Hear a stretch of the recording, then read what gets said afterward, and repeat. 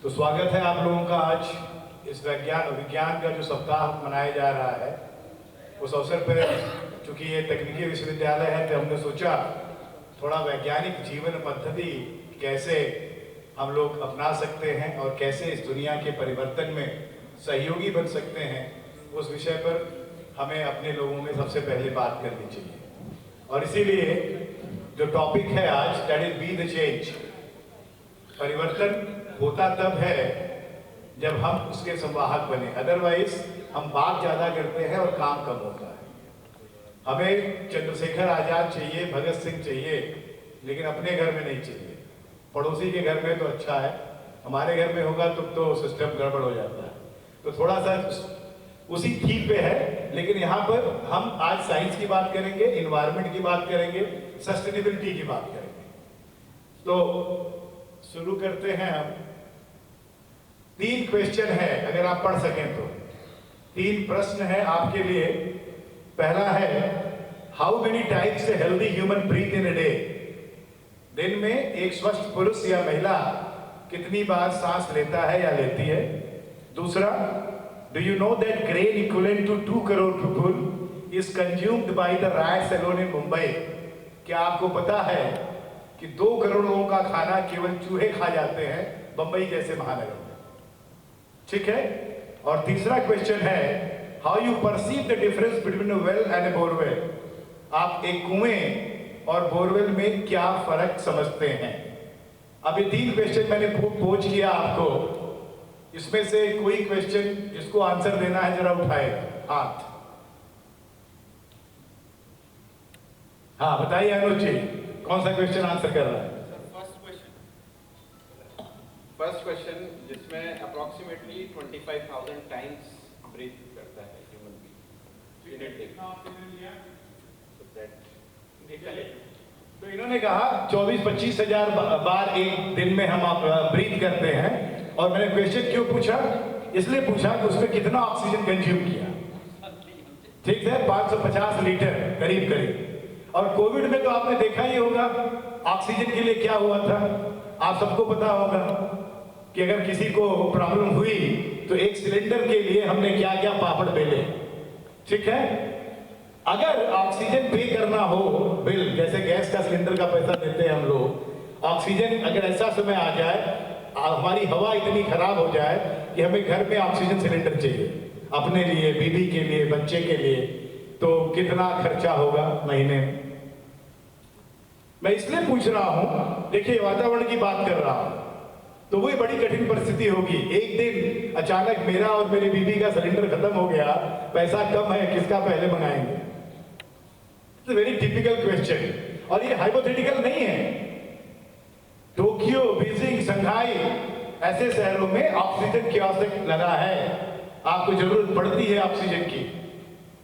तो जिस तरह से हम अपनी हवा को अशुद्ध कर रहे हैं, हमारी कुछ जिम्मेदारी बनती है, इसलिए क्वेश्चन। दूसरा, मेरा किसान बहुत गरीब है।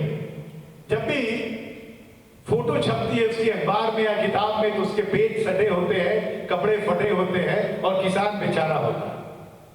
वो बेचारा किसान 135 करोड़ जनसंख्या के देश में 400 करोड़ लोगों को खाना पैदा करता है, 400 करोड़। और इस देश में फिर भी लोग भूखे मरते हैं। फिर भी भूखे मरते हैं। आप सोचिए क्यों मरते हैं? हम इंजीनियर हैं, कोई एडमिनिस्ट्रेटर है, कोई स्टोर मैनेज करता है, लेकिन होता क्या है? एफसीआई के गोदाम में सड़ जाता है अनाज, लोगों तक नहीं पहुंचता और लोग बिना खाए मर जाते हैं इसी देश में। तो कमी कहां है? या तो हम इंजीनियर अपना काम नहीं कर रहे हैं, हम प्रशासक अपना काम नहीं कर रहे हैं, सरकार अपना काम नहीं कर रही है, कहीं न कहीं तो समस्या है। मेरी नजर कैसे पड़ी? आपको आश्चर्य होगा कि ये डेटा मुझे लेने की जरूरत क्यों पड़ गई। अखबार में छपा था, महाराष्ट्र विधानसभा में चूहों को मारने के लिए जो कॉन्ट्रैक्ट दिया जाता है, वहां इतना बड़ा भ्रष्टाचार हुआ कि विधानसभा में क्वेश्चन हो गया। तो मुझे लगा यार चूहों को मारने में क्यों भ्रष्टाचार हो रहा है, ऐसी क्या समस्या आई? तो मैंने इस न्यूज को डिटेल में पढ़ा और पता चला कि चूंकि इतनी ज्यादा अनाज बर्बाद हो रहा है तो चूहों को मारने के लिए कॉन्ट्रैक्ट दिया जाता है। अब इसमें एक क्वेश्चन बनता है एक हेल्दी ह्यूमन बीइंग महिला या पुरुष दिन भर में कितना अनाज खाता है? दूसरा क्वेश्चन, एक स्वस्थ पुरुष या महिला दिन भर में कितना अनाज खाता है या खाती है? किसी को आइडिया? सब खाते हैं भाई। कैलोरी नहीं, ग्राम में बताइए। अनाज 270 ग्राम, 270 ग्राम। और चूहा कितना खाता है? 90 ग्राम दिन भर खाता है। और इसीलिए कहते हैं जब आप योगी बनते हैं तो आपकी खुराक कम होती है और जितने ही नीचे जाते हैं उतनी खुराक बढ़ती है। ठीक है, तो आदमी की औकात कितनी हुई? एक आदमी 270 ग्राम, चूहा 90 ग्राम। एक आदमी बराबर कितना चूहा? तो हम लोगों को अपनी औकात याद रखनी चाहिए। ठीक, कभी कंफ्यूजन हो तो ये सोचना चाहिए कि हम हैं क्या। ठीक, अब तीसरा क्वेश्चन आ गया, कुआं और बोरवेल में क्या फर्क है? ये तो सबको क्या पता होगा सर। हम सब जो 50 के ऊपर है उनको कुआं बोरवेल का फर्क पता होगा, क्योंकि वो कुएं पे कभी कभी नहाए होंगे। बताइए भाई सर।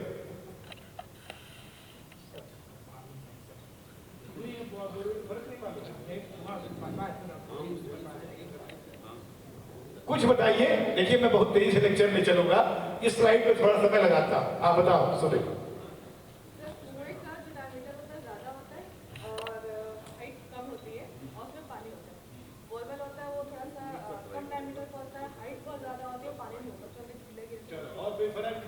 कुएं से तो सीधे पानी निकाल सकते हैं, बोरवेल से निकालने के लिए पंप चाहिए आपको। बहुत बढ़िया। और सर वेल में क्या होता है कि हम लोगों को नेचुरली स्क्रीन वाटर मिलता है, मीन्स नेचुरल स्क्रीन लगाते हैं। बट बोरवेल में हम लोग क्या करते हैं कि सिंथेटिक स्क्रीन लगाते हैं जिससे कि वो वाटर इंजीनियरिंग कर रहे हैं। ठीक है, ये बड़ी सिंपल बात है।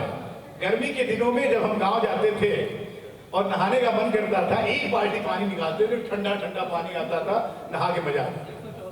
जाड़े में जाते थे, गरम गरम पानी आता था, नहा के मजा आया। ठीक, पानी बर्बाद इसलिए नहीं होता था क्योंकि हाथ से खींचना पड़ता था। अब क्या हुआ, बोरवेल लग गया, बटन दबाया, खटखट खटखट पानी टंकी में गया, गर्मी में ठंडा पानी गया ऊपर। लेकिन अभी तो हम सो रहे हैं आलस में, उठेंगे तो नहाएंगे, पानी ऊपर गर्म हो गया। अरे नहाने के पानी गर्म, फेंको फेंको, फिर से भरो। You just see the lifestyle. जाड़े में गर्म पानी आया, नहाया नहीं, टंकी में चला गया, वहां और ठंडा हो गया, गीजर लगाओ, गीजर चलाओ। तो we are not living sustainable life. और गीजर चला मतलब कहीं बिजली जली, बिजली जली मतलब कहीं कोयला जला, कोयला जला मतलब प्रदूषण हुआ। ये सिंपल है, बहुत सिंपल मैथमेटिक्स है। ठीक है, अब ये तीनों क्वेश्चन, हवा, भोजन और पानी, इससे इंपॉर्टेंट कुछ है? कोई चीज से महत्वपूर्ण है तीनों से? ये तीनों में हमारी गति गड़बड़ हो गई। ठीक है, आइए नेक्स्ट। इस पिक्चर की बात मैं करता हूं, द रोड। और ये तब बनी थी जब हम जमा हुआ करते थे, 1980 से 82-84 के बीच में। जब मैं बीटेक कर रहा था 82 से 86 रुड़की में, तो ये पिक्चर मैंने देखी थी, द रोड बाय कॉर्मेक मैकार्थी। और साइंस, एनिमेशन और फिक्शन बनते हैं इसलिए कि भविष्य में क्या होने वाला है आपको बताता है। द रोड में कहा गया कि इतना ज्यादा ग्लोबल वार्मिंग हो गई है कि एक बाप अपने बेटे को लेकर दुनिया में वो जगह खोज रहा है जहां जाके वो रह सके, so that he can survive. और माना जाता है कि पूरब और दक्षिण में कम विकास होता है, पश्चिम और उत्तर में ज्यादा विकास होता है।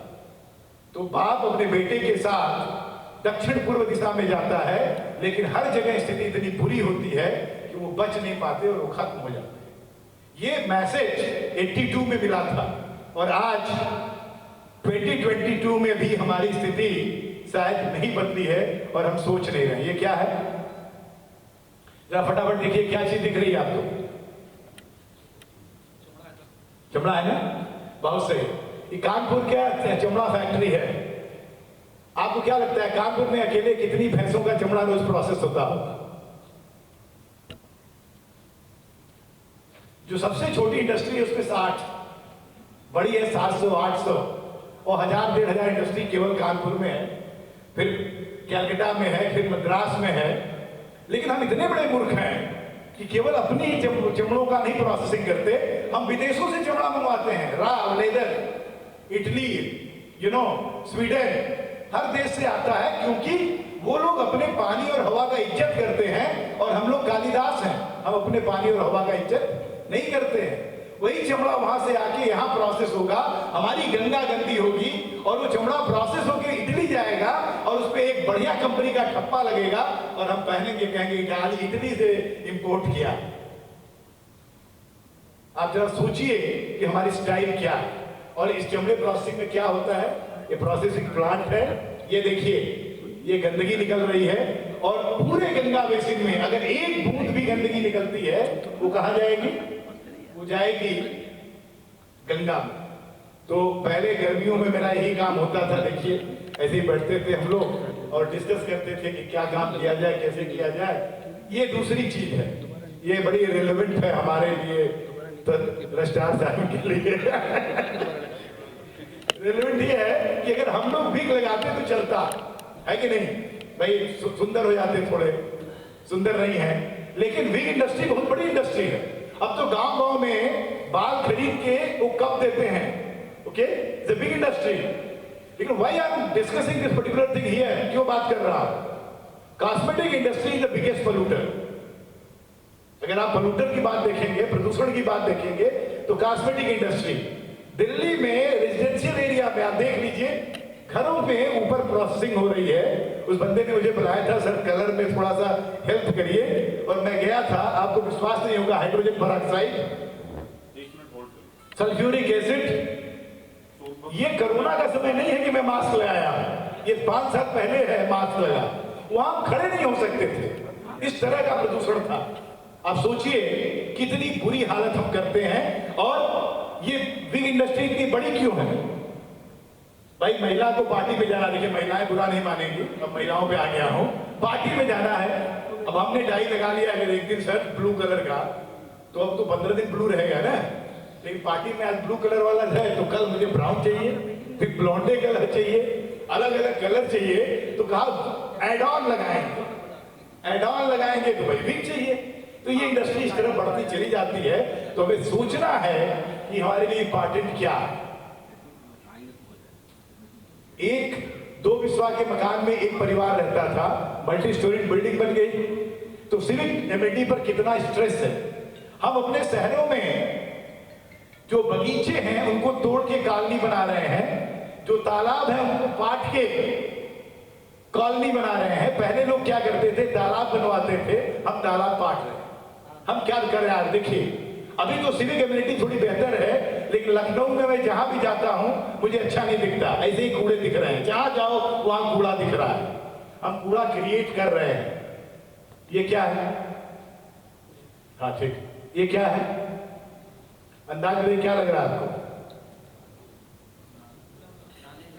नाला की नाली है, ठीक है, ये नदी है सर, आप कायदे से देखिए ना, ये 80 नदी है। वाराणसी नाम वरना और 80 नदियों से बना है, और ये 80 नदी है। तो आप सोचिए, हम पहाड़ खाते हैं, हम जंगल खाते हैं, और हम नदी और नाले भी खा जाते हैं। 55 में 55 में इस नदी को क्रॉस करने की हिम्मत नहीं करता था कोई, सॉरी। और इसकी हालत देखिए क्या हो गई। आप गोमती की दशा देख ही रहे हैं। हमें लगता है कुकराल नाला कुछ दिन में गोमती से एक्सचेंज ना हो जाए, ठीक है? तो आप देख लीजिए। और ये देखिए भाई साहब, वो सामने वाला घर जो देख रहे हैं, वो टीन का वो जो लगाए हैं, वो हर साल 2 फुट अंदर आ जाते हैं, कब्जा, और नदी सिकुड़ती चली जाती है। ये सबसे चौड़ी नदी है, ये वरना नदी है सर। बनारस में बनारसी साड़ी बहुत फेमस है, तो साड़ी कलर हो गया, फिर डिटर्जेंट से वॉश हो गया, और नदी का पानी कैसा हो गया आप देख लीजिए।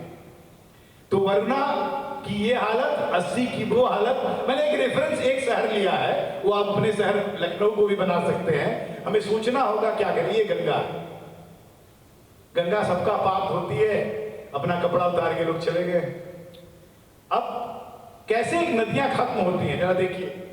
ये वरना नदी है, म्युनिसिपल कॉर्पोरेशन ने कूड़ा पाटा और फिर उस पर अवैध घर बन गए, नदी दुबली होती चली गई। और फिर नाला बन जाएगा। तो हमने हवा प्रदूषित किया, जमीन प्रदूषित किया, जल प्रदूषित किया। ये हुसैन सागर लेक हैदराबाद, ओखला दिल्ली, ये यमुना है दिल्ली में। आप देखिए, अब यहां लिखा है कचरा इकॉनमी, गाय हमारी माता है और हमको कुछ नहीं। सही बोल रहा हूं, गलत बोल रहा हूं? जिस गाय के लिए मर्डर हो जाते हैं, हत्या हो जाता है, वो गाय प्लास्टिक खा के मर जाती है। ये शहरों की बात छोड़ दीजिए सर, मैंने सिंगरौली जैसे एक सुदूर गांव में मध्य प्रदेश के, वहां एक गाय को मरा हुआ देखा, उसके पेट से 45 किलो प्लास्टिक निकली, 45 kg। What kind of life you are leading? जरा सोचिए। भोजपुरी में गाना है, मैंने लिखा है, गंगा मैया तो है पियरी चढ़ेबो सैया से करदा मिलनवा। आप सोचिए, जिस गंगा पे शादी होती थी तो आर पार की माला होती थी, बच्चे पैदा होते थे तो हम उनकी पूजा करने जाते थे। आज क्या करते हैं? आप अपने घरों में बैठ के पॉटी करते हो, वो पॉटी गंगा जी में जाती है। This is the system. उसको कैसे इंप्रूव करना है हमें सोचना होगा, तभी दुनिया को। ये गंगा चलती है ऐसे देवप्रयाग में और पहुंचती है बनारस तो ऐसी हो जाती है। ये कानपुर में और बुरी हालत है। आप देखिए, मुख्यमंत्री योगी ने गंगा में पानी छोड़ने को कहा। मैं सिंपल सी बात करता हूं, मतलब वो नदियां जो मेरी जीवन दायिनी है, उसका भी नियंत्रण हमारे हाथ में है। तो गंगा रक्षणमेव भारत हुआ संरक्षणम शाश्वतम, गंगा रक्षणमेव जीव जगतो संजीवनम सुंदरम। यहां गंगा की जगह आप कोई नदी का नाम लिख लीजिए, गोमती कह लीजिए, यमुना कह लीजिए। अगर नदियां नहीं बचेंगी तो हम नहीं बचेंगे, ये हमें सोचना होगा। तो क्या है? खतरा सर पे है, सीरियस है, अर्जेंट है, डैमेज हो चुका है। अगर हम अभी नहीं चेते और एक दूसरे की सहायता नहीं करें तो वो दिन दूर नहीं जब हम खत्म हो जाएंगे। ये देख रहे हैं ऐसी जिंदगी जिए कि नहीं जिए?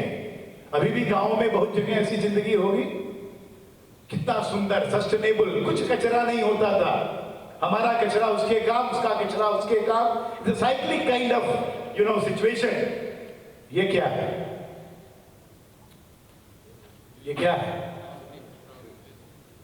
ये डेनमार्क और नॉर्वे के पास एक द्वीप है, वहां हर साल व्हेल किलिंग फेस्टिवल होता है। शेर भी तब मारता है जब उसको भूख लगती है, लेकिन हम आदमी इतने गंदे होते हैं कि बिना मतलब भी मारते हैं। आप बताइए, हमें इतना गंदे हो गए कि केवल मारने में आनंद आ रहा है। तो आप समझ लीजिए कि मेंटेलिटी कैसी हो गई है। तो लालच, आवश्यकता और एटीट्यूड, अब इसके बारे में बहुत ज्यादा नहीं बात करेंगे, थोड़ा छोटा करते हैं। अब हम इसको चेंज कैसे करें? चेंज कैसे करें? स्थिति बुरी है, 3 काम है सर। अब हम स्थिति बुरी है डिस्कस कर लिए, समझ गए, तो उसका सलूशन क्या है? सबसे आसान सलूशन है कि हम अपनी आदतों में परिवर्तन करें। ये हम सब करेंगे, थोड़ा ध्यान दीजिएगा। ये पहला जो है ये सबको करना। क्या करना है? रीन्यूएबल एनर्जी की तरफ शिफ्ट हो। और इसीलिए हम लोगों ने सोचा है कि go for centre of renewable energy. और जब मैंने ये सोचा तो मेरा डीपीआर बन के आज मेरे फाइल टेबल पे आ गया। तो हम ट्राई करेंगे जो सामने वाली जगह है वहां पर हम रिन्यूएबल एनर्जी सेंटर पूरा क्रिएट करें, और उसका जरूरत यही है क्योंकि हमें करना है। ठीक है? हमारा घर, हमारी कॉलोनी, हमारी बिल्डिंग जीरो डिस्चार्ज हो। जो लोग कहते हैं ना नौकरी खत्म हो रही है, जब जीरो डिस्चार्ज बिल्डिंग होगी, हर बिल्डिंग में बायोडाइजेस्टर होगा। वो प्लांट होगा जो पानी को ट्रीट करेगा, रिसर्कुलेट करेगा और पानी कम यूज होगा। उसके बाद कहते हैं ऑर्गेनिक फार्मिंग करें, ट्री प्लांटिंग। देखिए पेड़ कितना इंपॉर्टेंट है, हम सबको लगाना है। पेड़ फल देता है, पेड़ छाया देता है, पेड़ लकड़ी देता है, पेड़ चिड़ियों को आसरा देता है, पेड़ पानी रिचार्ज करता है, पेड़ नदियों को क्षरण रोकता है। तो आपको सोचना होगा कि हमें पेड़ लगाना है। वाटर हार्वेस्टिंग, कोई घर हो पानी जो छत पे आए वो जमीन के अंदर जाना है। पॉन्ड्स एंड वेल्स, जहां नदियां हो, जहां तालाब हो, उनका हमें संरक्षण करना है। और AKTU इसमें शुरुआत कर दिया।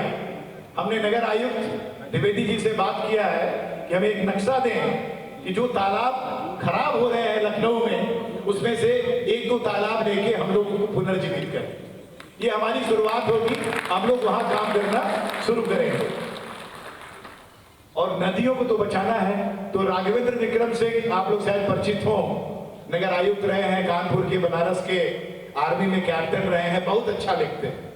तो राघवेंद्र विक्रम सिंह, मैं और अंशुमाली शर्मा, 3 लोग एक दिन मिले और शुरुआत हम लोग गोमती के लिए भी कुछ करेंगे। हम लोग बैठ के बात करेंगे कैसे करना है, ज्यादा सहयोग करेंगे, क्योंकि जिस शहर में हम रहें उस शहर के लिए हमें कुछ करना है। आप देखिए ऊपर क्या लिखा है, zero discharge now, don't let your river die. अगर मेरे घर से एक बूंद कचरा निकला तो वो नदी में जाएगा, गंगा में जाएगा। लखनऊ में निकलेगा तो गंगा में जाएगा, गोमती में जाएगा, गोमती जाके गंगा में मिलेंगे तो गंगा में जाएगा। हमें टेक्नोलॉजी चाहिए जिससे टॉयलेट का पानी टैप में वापस हो, हमारा गंदा चीज फिर से गार्डन में जाए। और ये देखिए कितना बढ़िया है, इस तरह की इनोवेशन चाहिए कि अपने कमोड के ऊपर हमने वॉश बेसिन बना दिया, छोटा सा इनोवेशन है। इस तरह के इनोवेशन की भी जरूरत है। अभी इसको छोड़ दें। ये क्या है कि जो सीवेज ट्रीट होगा उसका स्लज निकलेगा और फूड वेस्ट निकलेगा, उसको हम एनर्जी में कैसे कन्वर्ट करेंगे, ठीक है, फिर वो कैसे हम अपनी गाड़ियों में यूज करेंगे। ये मेरा पहला पेटेंट था, पहला प्लांट 2003 में, जब हमने फूड वेस्ट से एनर्जी कन्वर्जन की टेक्नोलॉजी बनाई। और उस पर कई प्लांट लग चुके हैं, जो मेट्रोज में, दिल्ली में, हैदराबाद में, हर जगह। इवन राष्ट्रपति भवन में भी जो प्लांट लगा है, आपको खुश होना चाहिए, वो मेरी लैब में बना था और हम लोगों ने इसको बनाया। और वहां हाथ डंग से, घोड़े के लीद से जो गैस बनती है उससे कैंटीन चलता है राष्ट्रपति भवन का, वो टेक्नोलॉजी भी हम लोगों ने बनाया है। तो ये पहला टेक्नोलॉजी जो बायोबॉक्स नाम की एक कंपनी उसको यूज करती है। और मेरा student Gaurav Kedia, is the chairman biogas, Indian biogas, वो लीड करते हैं। और ये टेक्नोलॉजी मेरे लैब में बनी थी और अभी भी मैं इसी पे काम करता था कि कैसे ज्यादा से ज्यादा तरह से उसको मैं छोड़ रहा हूं। देखिए छोटे छोटे बिजनेस हैं, आप देखेंगे कि बहुत से जगहों पर बबुल के बहुत पेड़ होते हैं, उनका कोई यूज नहीं। लेकिन अगर बबुल की अगर जबरदस्त खेती की जाए, उसे ब्रिकेट बनाया जाए, तो हम कोयले को रिप्लेस कर सकते हैं। नौजवानों के लिए मुझे कभी कभी लगता है इस तरह के कैरियर के बारे में सोच रहा हूं।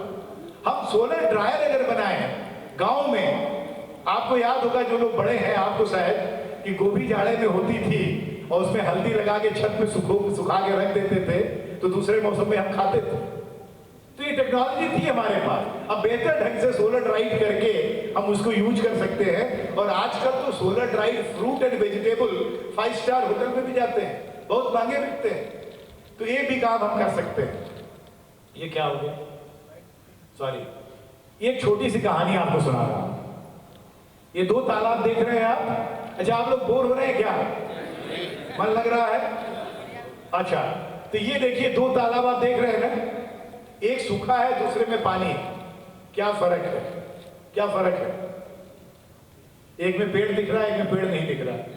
ये तो फर्क दिख रहा है ना, ठीक है। तो पेड़ से क्या फायदा हुआ वो जानना जरूरी है। जहां बताइए सर, कोई बोल रहे थे? हाँ, पानी के ऊपर एक लेयर बन जाता है, कुछ एल्गी या कवक टाइप का, तो वो जो वास्तु सर्कल होता है वो नहीं होता। बहुत सही, लेकिन उसमें थोड़ा सा कहाँ जो सुने थे, कैसे जाएंगे? आपसे सुना था। ठीक है, तो ठीक है, उसको मैं थोड़ा करेक्ट करता हूं। लेयर ऐसा है कि यहाँ पर ड्रैगन फ्लाई रहता है। जहां इस तरह की झाड़ियां रहती हैं, श्रब्स रहती हैं, वहां ड्रैगन फ्लाई रहता है। ड्रैगन फ्लाई एक पॉलीमर सिक्रीट करता है। पॉलीमर जानते हैं ना, प्लास्टिक। तो एक fine layer of polymer secrete करता है और पानी के ऊपर पॉलीमर की लेयर, जैसे तेल पानी पर फैला लीजिए उस तरह फैल जाता है और पानी का वाष्पन रेट कम हो जाता है, rate of evaporation will reduce और पानी बचा रहता है। तो इंजीनियरिंग जो है, जो क्या बताइए बेसिक इंजीनियरिंग और बायो इंजीनियरिंग में फर्क क्या है? जहां नेचर को मिमिक करके एक नया टेक्नोलॉजी क्रिएट करें। तो ये अगर नेचर की स्टडी करेंगे तो आप बहुत सी समस्या का समाधान कर लेंगे। तो पहला हुआ एटीट्यूड में चेंज करेंगे, जो हम सब कर सकते हैं। थोड़ा थोड़ा परिवर्तन आदतों में लाना है, एक दिन में नहीं होता, धीरे धीरे करेंगे, ठीक। अब दूसरा है, जो यंग लोग हैं जिनको प्रोफेशन चूज करना है, वो प्रोफेशन कैसा बनाएंगे। तो यहां पर जरा हमारे एंटरप्रेन्योरशिप इनोवेशन वाले भी ध्यान रखेंगे, उनकी बात कर रहा हूं। सुलभ इंटरनेशनल तो सब जानते हैं, सब लोग जानते हैं सुलभ इंटरनेशनल के बारे में। सुलभ शौचालय नहीं सुने? तो वही ना सुलभ इंटरनेशनल है। बिंदेश्वरी पाठक एक आदमी है, उसके दिमाग में आता है कि हम बाजार में जाते हैं और अचानक कोई जरूरत पड़ गई तो क्या करें, ऐसे खड़े होंगे, कहां जाएंगे, व्हाट कैन आई डू। लड़कियों की हालत और खराब, लड़के बदमाश कहीं दीवार पकड़ लिए, यू कैन अंडरस्टैंड। लेकिन किसी के दिमाग में नहीं आया कि कोई ऐसी जगह होनी चाहिए, एक आदमी जो जब समाज की समस्याओं पर अगर ध्यान देंगे तो आपको उसका सोल्यूशन दिखेगा, और सोल्यूशन से कैरियर भी बनता है, उद्यम भी खड़े होते हैं, बड़े बड़े चीज होते हैं। बिंदुश्री पाठक ने जब सुलभ इंटरनेशनल की शुरुआत की, सफाई हो गई, गंदगी एक जगह इकट्ठा हो गई, वो ऊर्जा में परिवर्तित हो गई और इतने लोगों को नौकरी मिल गई। आप समझ गए? तो इसी तरह की यह है हस पावर सिस्टम। मेरा अपना स्टूडेंट 2011 बैच ज्ञानेंद्र पांडे, उसने देखा बिहार में धान बहुत पैदा होता है, तो धान की भूसी बहुत पैदा होती है और धान की भूसी फेंक दी जाती है। उसने गैसिफिकेशन प्लांट लगाया, धान की भूसी से बिजली बनाई। अब हर किसान का धान का भूसी 5 रुपया किलो बिक जाता है, फेंका नहीं जाता। किसान की इनकम बढ़ गई, एक नया कैरियर शुरू हो गया। धान की भूसी जब जला के बिजली बनी तो उसे राख बचा। मेरे 3 स्टूडेंट निखार जैन, तन्मय पांड्या और अभिषेक पोद्दार 2008-2009 केमिकल इंजीनियरिंग, वो बीपीसीएल और गेल में नौकरी कर रहे थे। उन्होंने मुझे फोन किया कि सर नौकरी में मजा नहीं। हमने कहा क्यों? कहे तनख्वाह तो बहुत है सर, काम कुछ नहीं। तो मैंने कहा क्या करोगे? उन्होंने कहा नौकरी छोड़ देंगे। और नौकरी छोड़ के तीनों मेरे पास आए। और अभी निखार जैन से आप लोग मिले थे नोएडा में, 3 फैक्ट्री बड़ी बड़ी हो गई। तो निखार ने कहा क्या किया जाए सर? हमने कहा यार ये राख मिली है, धान की भूसी से जो जला के राख बनी, हम कहे तुम यहां से शुरू करो। और उस राख से प्रेसिपिटेटेड सिलिका निकाला हम लोगों ने। आप सिलिका सैंड से प्रेसिड सिलिका बनाते हो, that is high temperature high pressure process, और उसमें बहुत ज्यादा एनर्जी इन्वेस्ट होती है और बहुत ज्यादा पोल्यूशन होता है। और हमने जब धान की भूसी की राख से बनाया सिलिका, एकदम आराम से, नो पोल्यूशन, एक वेस्ट मटेरियल से नई चीज बनी। आप समझ नहीं सकते। लॉकहीड मार्टिन अवार्ड मिला 2015 का, और उस लड़के को मिला, मजाक नहीं कर रहा, उस लड़के को मिला जो बदमाशी किया था फाइनल ईयर में, उसको सस्पेंड किया जा रहा। सब लोग बोले इसको निकाल देना है। लड़ाई हुई भाई, पास होके आईआईटी से निकल रहे हैं, बढ़िया गए, सेलिब्रेशन ज्यादा हो गया, मूड ज्यादा हो गया, दोनों भिड़ गए तो खून बह गया। तो हुआ क्या? आप सोचिए, जिस दिन जो लड़का सेलिब्रेट कर रहा है वो सस्पेंड होने जा रहा है। मैं था कमेटी में, मैंने कहा यार सस्पेंड मत करिए, गलतियां सबसे होती है, हम सब जिंदगी में गलती करते हैं। और मैं अड़ा रहा, उसका सस्पेंशन रोका, और वो लड़का आज कितना बड़ा आदमी है। मुझे यही सोचता, मुझे समझ में आता है भगवान अच्छी काम कराता है। मैं बारी बारी दिखाता हूं आपको, जरा देखिए। मेरे देश में 40 मिलियन मैट्रिक टन धान की भूसी होती है, जिससे 1,45,000 गांवों में बिजली दी जा सकती है, 145,000 विलेजेस। और क्या होगा ये देखिए, प्रोसेस है, देख रहे हैं। धान की खेत से धान जाएगा राइस मिल में, वहां से भूसी निकलेगी, भूसी प्लांट में जाएगा, वो बिजली बनेगी, बिजली के बाद राख आएगी। तो ज्ञानेंद्र पांडे ने इस राख से सीमेंट में मिलाने का काम किया। ये ज्ञानेंद्र पांडे की कंपनी है हस पावर सिस्टम। बिहार में काफी मेहनत किया है लोगों ने। बाद में थोड़ी समस्या आई, हमें सुविधा चाहिए, हम बिल नहीं देना चाहते बिजली का, तो भाई बच्चे को थोड़ी समस्या आई कंपनी चलाने में, लेकिन ये है।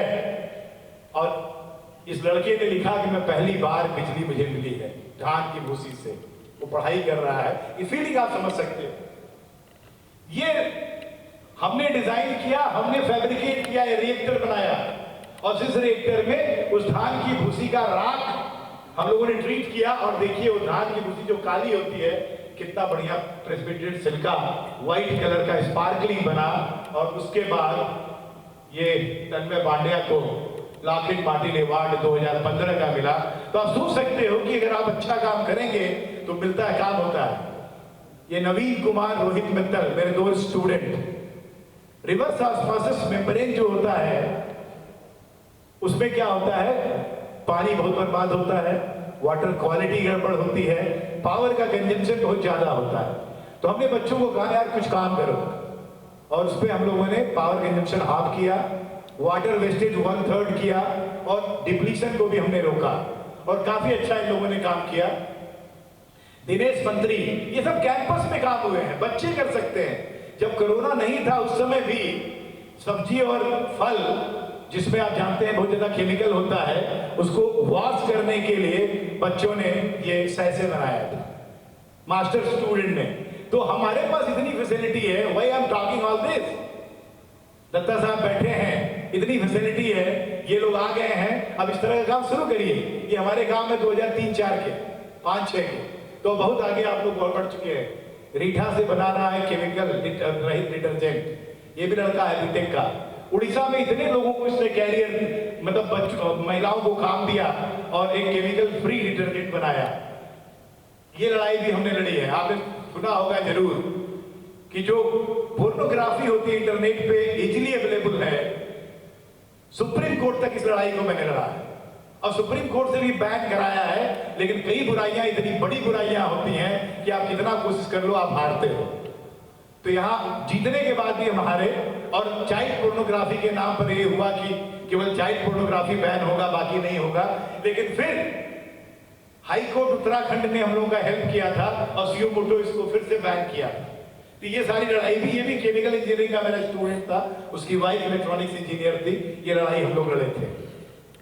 ये दूसरा एग्जाम्पल है, मेरा स्टूडेंट नहीं है, एक गरीब बच्चा कूली का लड़का कैसे idli dosa fry fresh company बनाता है और इतना बड़ा आदमी बनता है। और इसके बाद एक स्टोरी तो बहुत फेमस है, आप लोग जानते होंगे, एक जन्मांध लड़का जो कोर्ट से मुकदमा लड़की जीत के साइंस पढ़ता है, फिर भी आईआईटी में एडमिशन नहीं होता है और उसने कहा जब आईआईटी में एडमिशन नहीं होगा तो हम एमआईटी पढ़ेंगे। एमआईटी जाता है, वहां टॉप करता है, फिर वापस इंडिया आता है और अपने जैसे लोगों के लिए कंपनी शुरू करता है और कभी करीब 100 करोड़ की कंपनी है। ये बच्चे हमें उत्साह देते हैं, ये बच्चे हमें राह दिखाते हैं कि हम आगे जा सकते हैं। तो ये कैरियर वाली बात हो गई। और अंत में मैं मिशन की बात करूंगा और ये किसके लिए है, ये उनके लिए है जिनको भगवान ने कुछ स्पेशल दम देके भेजा है। स्पेशल दम मतलब कुछ भी हो जाए हम अच्छा करेंगे, कितनी भी स्थिति बुरी हो हम अच्छा करने की कोशिश करेंगे, रास्ता निकालेंगे, एक राह निकालेंगे। उसमें कुछ एग्जाम्पल हैं, आप गूगल पे क्लिक करोगे तो ये सारी डिटेल मिलेंगे। मानव चेतना विकास केंद्र पंडित नागराज शर्मा, जीवन विद्या राजीव संगल, ह्यूमन वैल्यू, ये चेन समझ गए, यूनिवर्सल ह्यूमन वैल्यू जो पढ़ाया जाता है उसकी शुरुआत मानव चेतना विकास केंद्र से हुआ। फिर Jimmy McGann centre for sustainable development, 74 साल की हो गई जनक दीदी, आप लोगों से भी मिलने आएंगी कभी। देखिए किस तरह से कोई काम करता है। 47 साल की उम्र तक इन्होंने शादी नहीं की थी क्योंकि आदिवासी कन्याओं के लिए वो काम कर रही थी। 47 साल की उम्र में उनके सपनों का राजकुमार आयरलैंड से आया, तब उन्होंने शादी की थी। उनकी स्टोरी भी कभी हम शेयर करेंगे आपसे। तो ये सारी स्टोरीज है। मुनि सेवा आश्रम, मैं आप सबसे कहूंगा कि अगर बड़ौदा कभी जाए तो मुनि सेवा आश्रम जरूर देखें। कैसे एक 2000 एकड़ का कैंपस, उसमें बिजली का कनेक्शन नहीं है, केवल सोलार और बायो एनर्जी से पूरा कैंपस चलता है सर, जहां पर मल्टी स्पेशलिटी कैंसर हॉस्पिटल है, अनाथ बच्चे, अनाथ बुजुर्ग और स्पास्टिक गर्ल्स स्पास्टिक गर्ल्स जानते हैं ना, जिसको हम पागल कह के छोड़ देते हैं। 2000 जो स्पास्टिक गर्ल्स हैं वहां पे। आप उस कैंपस को देखिए, मैं जाके रहा हूं, आपको समझ में आएगा। ये सारे जो नाम मैंने लिखे हैं, श्लोका मिशनरी ट्रस्ट, संदीप देसाई, आप अपने गूगल में जाइए, लिखिए वह प्रोफेसर जो ट्रेन में भीख मांगता है। केवल एक प्रोफेसर है देश में, संदीप देसाई। आपको उसकी स्टोरी मिलेगी, आप सीखिए ये लोग ऐसा क्यों करते हैं। वो पागल तो नहीं है, कुछ तो उनके दिमाग में आता है। पोपट राव पवार, एक लड़का एमकॉम करता है पुणे से और अपने गांव चला जाता है, और हेवड़े बाजार, आप डालिए गूगल में हेवड़े बाजार, आपको दिखेगा कैसे एक लड़का अगर तय कर ले तो गांव बदल जाता है। जिस गांव में केवल शराब पी जाती थी, उस गांव में हर आदमी लखपति, केवल एक लड़के से परिवर्तन होता है। मेरे कहने का मतलब है, how we can change the world and how we can be the catalyst for the change. हम आज उसकी बात कर रहे हैं। हमने नदियों को दिखाया ना, ये काली बेट नदी है पंजाब में, 170 किलोमीटर लंबी नदी, सिखों की बहुत पवित्र नदी। क्या हालत हो गई इस नदी की। बिना सरकार से सहायता लिए अकेला एक संत सिचेवाल, उन्होंने इस नदी को कैसे बदला, जरा देखिए नदी कैसी हो गई। एक पैसा नहीं लगा सरकार का, केवल जन सहयोग से। और एक बार मुझे श्रेय मिला था, एक बहुत बड़ा सम्मेलन था बनारस में गंगा पे, माननीय अशोक सिंघल जी के साथ मैंने मंच शेयर किया, और उसमें मैंने यही कहा था कि सर, अगर बनारस से ऋषिकेश 800 किलोमीटर, एक संत 1 किलोमीटर गंगा गोद ले ले। जब संत सिचेवाल अकेले 170 किलोमीटर लंबी नदी शुद्ध कर सकता है, तो हमारे संत, महात्मा, पादरी, मौलवी क्या कर रहे हैं। 1-1 किलोमीटर नदी ले ले, बना दे उसको। यह है मानव चेतना विकास केंद्र, एक ऐसी जगह है जहां 17 एकड़ जमीन में 20 इंजीनियर अपनी नौकरी छोड़ के रहते हैं। सबको केवल 4 घंटा काम करना है। जिसको कुछ नहीं आता वो खाना बनाता है या सब्जी काटता है। क्यों? क्योंकि 20 घर का एक ही किचन है। तो ब्रेकफास्ट, लंच, डिनर और शाम का भोजन, शाम का नाश्ता, तो कुछ नहीं, आप सब्जी काट लो। पढ़ाना जानते हो तो पढ़ा लो, एग्रो प्रोसेसिंग जानते हो, खेती जानते हो, आयुर्वेद जानते हो, गाना गाना जानते हो। एक एक्सपेरिमेंट है जिंदगी को आनंद से जीने की। तो कभी छुट्टी में जाने का मन करे, देख रहे गिर गाय कितनी बढ़िया है, देसी घी खाइए, स्वस्थ हो जाइए। ये भी इंदौर के पास है। पहली बार मेरा लड़का ओलापाती खेला था। मैं तो बहुत ओलापाती खेला हूं। ओलापाती खेलेंगे नहीं? खेले ना? तो देखिए ओलापाती पहली बार मेरा लड़का तो पेड़ में चढ़ने का पहला मौका था। ये कानपुर में मंदना में है, बहुत दूर नहीं जाना है। प्रोफेसर बागड़िया, आप देखेंगे कि छोटे से प्लाट में अचानक वाटर टेबल भी ऊपर हो गया है। तो हम लोग तो अपने आईटी कैंपस में तो खूब बढ़िया बना सकते हैं, एकेटीयू कैंपस को भी सुंदर कर सकते हैं। देखिए कितने तरह के वृक्ष, फल फूल, सब्जियां। ये बागड़िया साहब हैं, आईटी कानपुर के ग्रेजुएट, अरे एसबीटीआई ग्रेजुएट, आईटी कानपुर के प्रोफेसर। ओझा साहब, मैं कुछ लोगों का, जनरल लोगों का फोटो डाल रहा हूं। जो आदमी अपनी काम को ईमानदारी से करे वो मेरे फोटो में आ जाता है कभी न कभी। मुझे लग जाए कि इस आदमी ने कुछ मेहनत किया। ये कानपुर में बिठूर में है एक वृद्धाश्रम। एक सोच थी कि एक ऐसी जिंदगी भी हो जहां लोग जो परित्यक्त हैं अच्छे से रह सके। कुछ भी आपको काम करना है। आंजनेय सिंह डीएमए, सिंपल, मतलब जो आईएएस ऑफिसर, मैं उनकी भी फोटो लगा लेता हूं। मैंने देखा था किस तरह ड्राई फार्मिंग बुंदेलखंड में ये आदमी कितना मेहनत करता था। आप कहीं पर हो सकते हैं, मैं क्यों इस चीजों को दिखा रहा हूं। आप किसी भी रोल में हो, आप किसी भी नौकरी में हो, आप कोई भी काम कर रहे हो, बस आपकी स्टाइल में थोड़ा सा परिवर्तन आ जाए, आप धरती पर बोझ की जगह धरती के लिए अच्छे हो। बस थोड़ा सा परिवर्तन चाहिए। हम सब 99% धरती पर बोझ होते हैं। उस बोझ को परिवर्तन क्या, संवाद कैसे बने, इस पे थोड़ा सा विचार करना होगा। ये है Sandeep Desai, marine engineer, symbiosis institute of management में प्रोफेसर एक दिन बालकनी में खड़े हैं, क्या देखते हैं? हर माँ अपने बच्चे को कपड़ा वपड़ा पहना के तैयार करके स्कूल भेज रही है और कुछ बच्चे बोरिया लेके कूड़ा गिर रहे हैं। उसी दिन इन्होंने नौकरी छोड़ा और कहा कि अब मैं इन बच्चों के लिए काम करूंगा। श्लोका मशीनरी ट्रस्ट की स्थापना होती है और ये ट्रेन में भीख मांग रहे हैं, देख रहे हैं, डब्बा लेते हैं और भीख मांगना शुरू करते हैं। पहला स्कूल इन्होंने महाराष्ट्र में बनाया। हमसे इनकी मुलाकात हुई तब इनके 3 स्कूल थे, एक राजस्थान में, 2 महाराष्ट्र में, और आज 11 स्कूल हैं। हम और एक पटना में बैठे थे कैसे काम किया जाए। और हुआ क्या, शुरू में बड़ा मेहनत करके इकट्ठा किए। जब 50 लाख इकट्ठा हुआ तो एक ऐसा आदमी जिसको कुछ लोग पसंद करते हैं और कुछ लोग नहीं पसंद करते, नाम लेना चाहिए मुझे, मैं तो थोड़ा भावुक हो जाता हूं। सलमान खान ने 50 लाख दिया।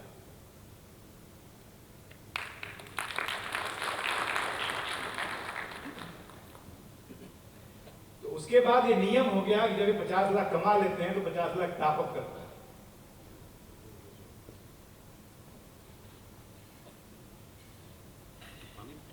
ठीक है।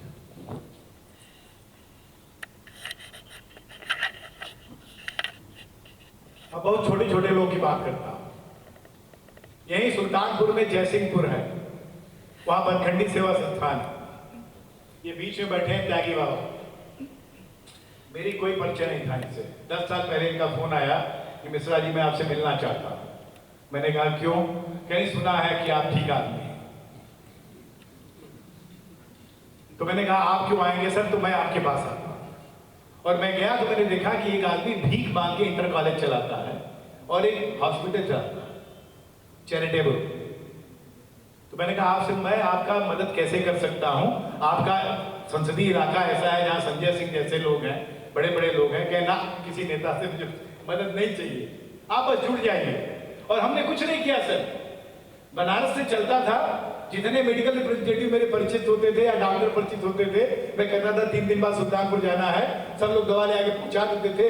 मैं एक गाड़ी करता था तो 2,500 रुपया किराया लगता था, लाद के पहुंचा देता।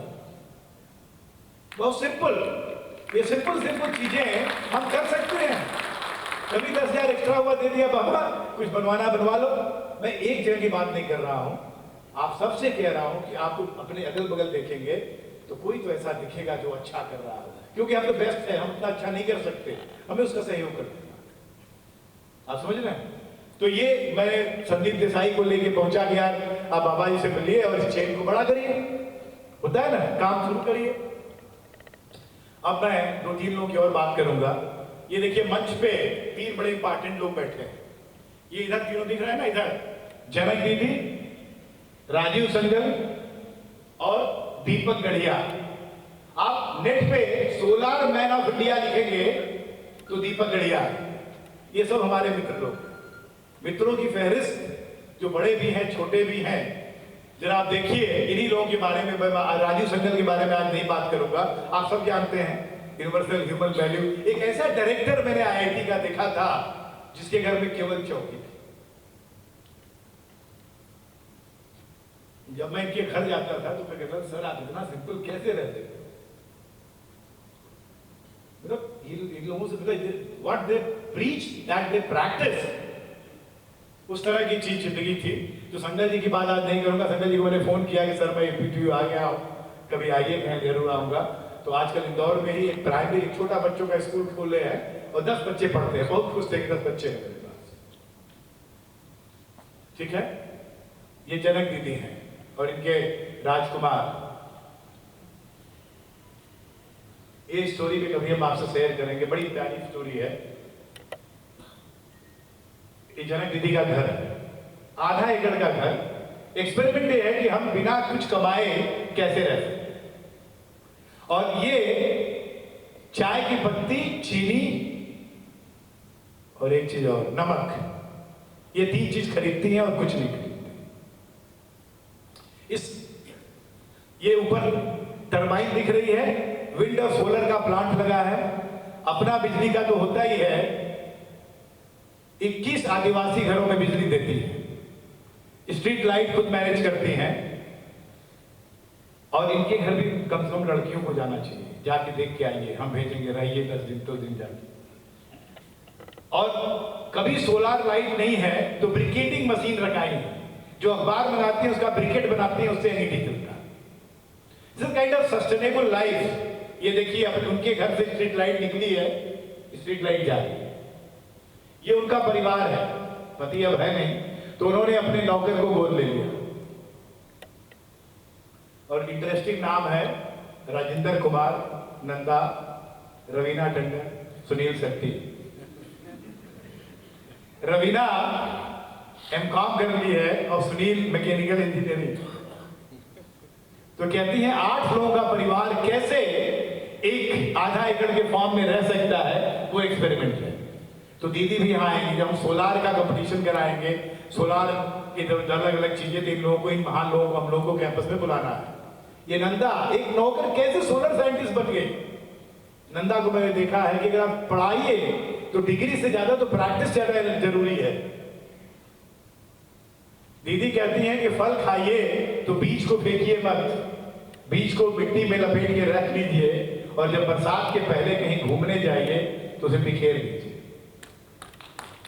तो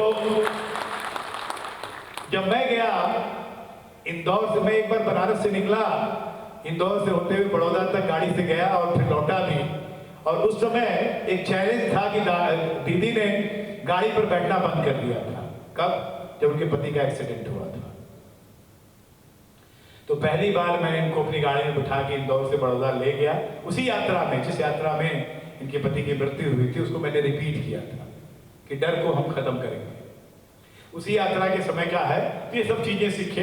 तो बाकी तो मेरा परिवार है, अंदाज लगी गया होगा आपको, ठीक है। ये देखिए कुकिंग का कंपटीशन कराती हैं, कपड़ा भी प्रेस हो सकता है सोलार से, ठीक है। और जब सोलर कुकिंग होती है तो पापा भी खाना बनाते हैं, मम्मी को उस दिन आराम मिल जाता है, ऐसा भी होता है। हम उस घर में गए झबुआ में, शहर में अचानक कोई पहुंच जाए, 10 आदमी आपके घर खाने के लिए, तो टेंशन हो जाता है कहां से आ गए। और उस आदिवासी के घर जब हम पहुंचे, 10 मिनट में उड़द की दाल और मक्के की रोटी ऑर्गेनिक बन के तैयार हुई, और हम लोगों ने खाना खाया। तो हमने कहा गरीब कौन होता है? जिसका दिल गरीब हो। अदरवाइज पैसा कितना भी कम रहे, आप बड़े आदमी हो सकते हैं। मैंने इनोवेशन देखे, आप देख रहे हैं ये गोबर गैस प्लांट है, वो नीचे से जो स्लरी निकल रही है, उस स्लरी का लेवल बनाता है कि गैस कितना बना है। मेरी बिटिया बड़ी वाली एनवायरमेंटल साइंटिस्ट थी, मैंने कहा सीख लो।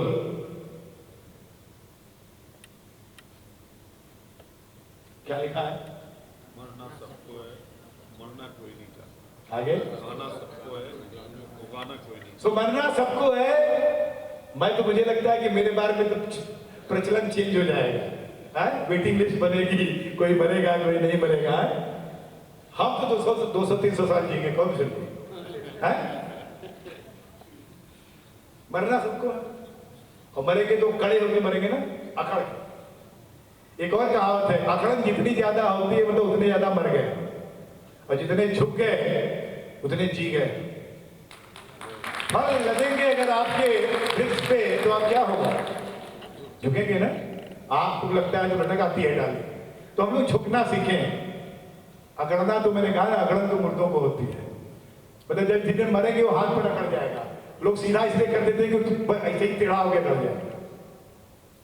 इसको मैं बार बार याद करता हूं, जब भी थोड़ा दाव में आता हूं उसको पढ़ लेता हूं,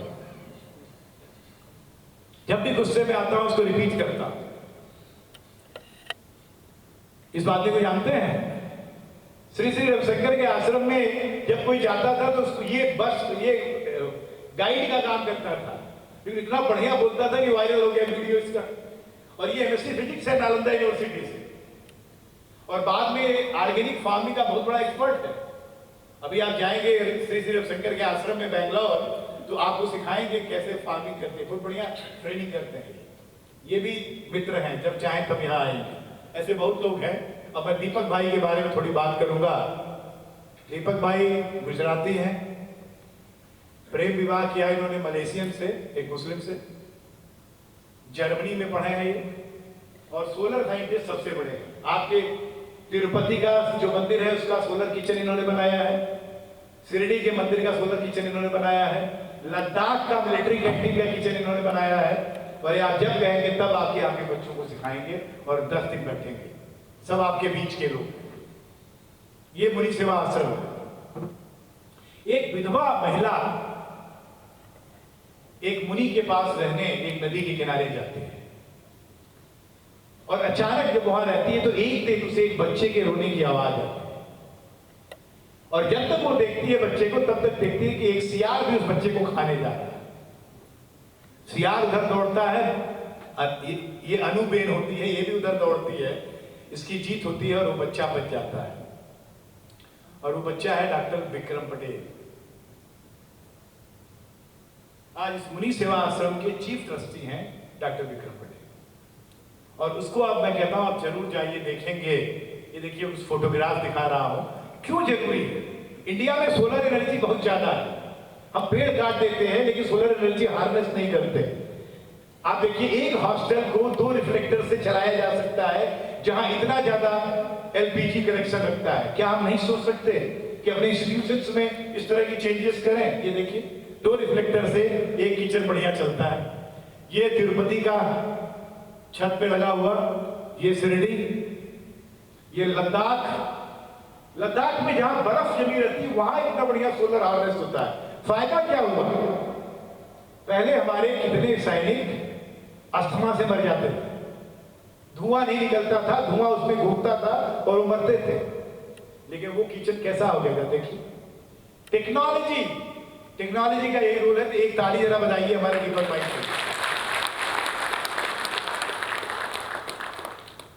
अब हम लोग बना रहे हैं सोलर क्रेमेटोरियम। जीते लकड़ी मरते लकड़ी, देख तमाशा लकड़ी का। और मरते हैं तो 9 मन ले जाते हैं, और कुछ लोग काफी ले जाते हैं, कुछ तो लकड़ी ले जाते हैं। तो ये हुआ कि लकड़ी कैसे बचाई जाए, तो सोलर रिफ्लेक्टर बन रहा है बहुत बड़ा। जैसे कपूर जलता है ना, भाई साहब लिटाया गया और वो रिफ्लेक्टर दिखाया, बात इतना कंसंट्रेटेड सोलर रेज पड़े। तो ये चेंज है।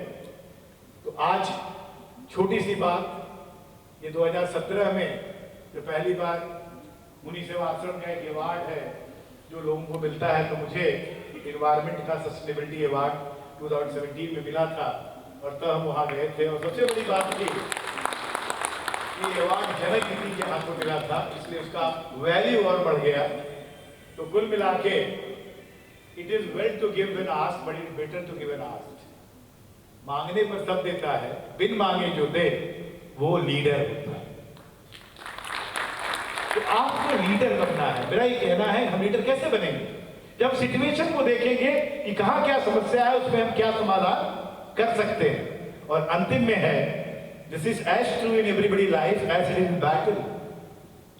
सीमा पर लड़ रहा सैनिक कभी भी मर सकता है, तो क्या हम परमानेंट जिंदा रहने आए?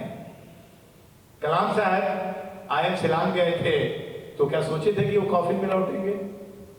मेरे कई प्रोफेसर सरदाना पढ़ा रहे थे एग्रीकल्चर साइंस में, पढ़ाते पढ़ाते गिरे मर गए।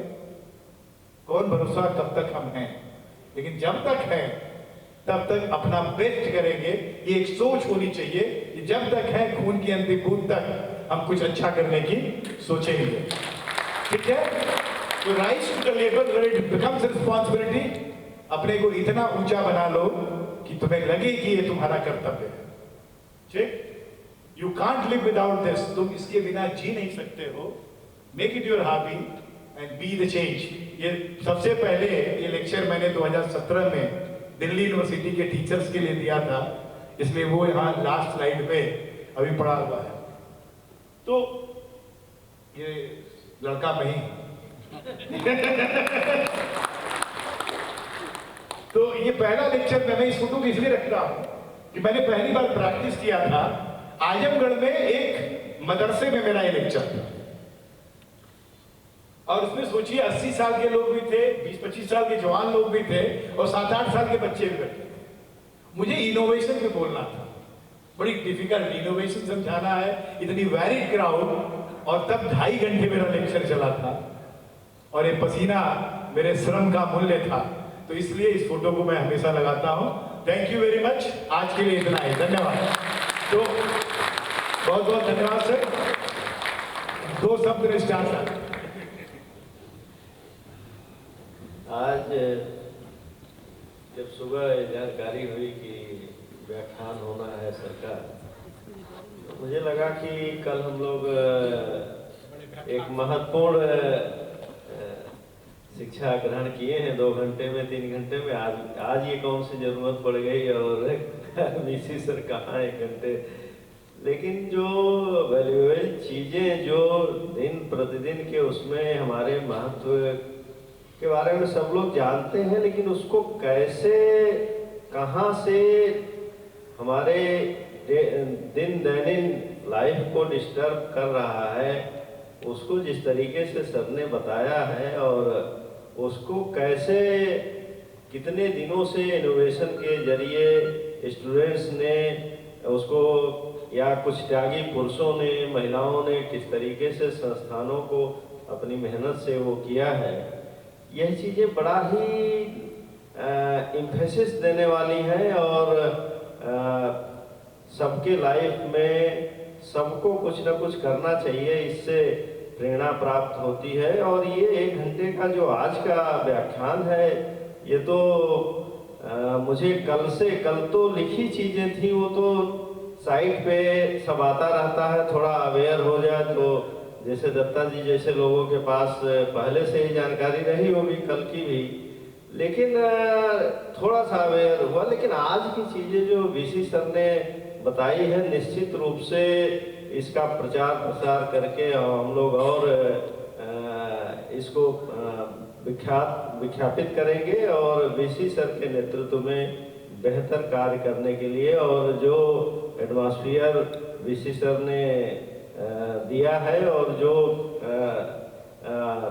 विभिन्न क्षेत्रों में जो कार्य हो रहे हैं और जो पर्यावरण के लिए या समाज के जिसमें गंगा की स्वच्छता से लेकर के जल वायु और पर्यावरण, ये 2-3 चीज़ें जो बेसिक चीज़ें हैं उसके बारे में जो सर ने बहुमूल्य चीज़ें बताई हैं।